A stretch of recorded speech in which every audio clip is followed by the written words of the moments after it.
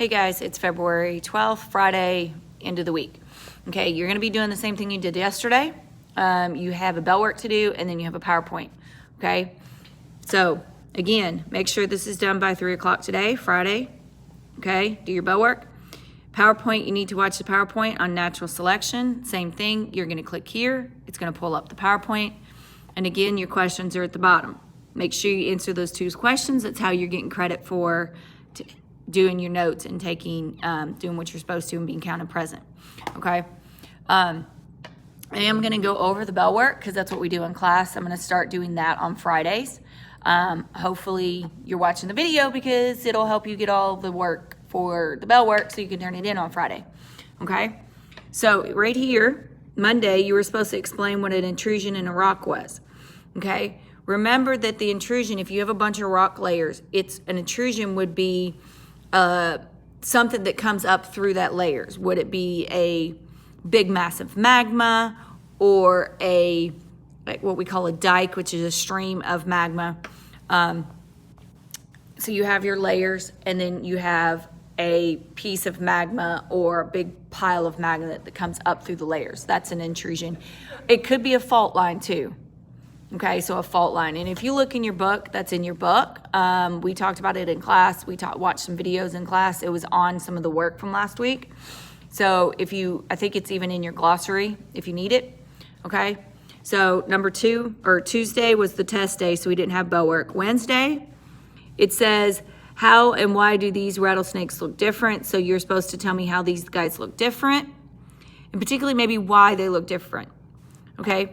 These are 2 different species of rattlesnakes. And the reason they're different, sorry, I touched the screen so my keyboard came up. They're different because they live in 2 different areas. Remember how we talked about adaptation in animals and how they adapt to their environment, sorry.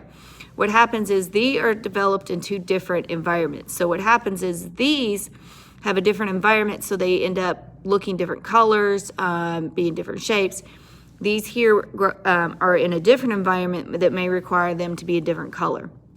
And you notice that one's white, okay, versus this one's black and brown, white and black.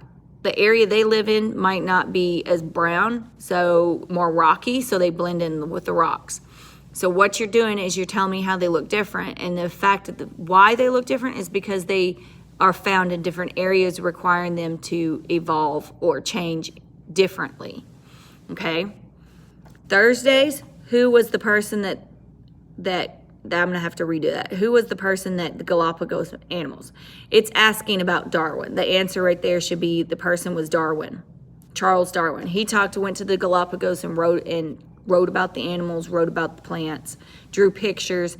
That was his job for the ship, okay, was to track all the plants and animals. And then Friday described the food that the finches would eat. And remember a narrow beak, okay, narrow skinny beak, they would be eating insects. Wide would be crushing types of seeds. Remember, we had to watch this, it was in the PowerPoint. Moderately wide beak, these would probably eat both, okay, because it can get to the insects inside the wood, whereas it can also be strong enough to crush the seeds from the wide beak, okay? So hopefully that helps you out on your PowerPoint, on your bell work. If you're watching the video, you'll be able to make sure you have all the answers correct. We go over them in class every day, so I'm gonna start going over them on the bell work on the video on Friday, okay? So have a good weekend. Make sure you get your bell work in. Make sure you get your PowerPoint done by 3 o'clock today. All right, have a good weekend.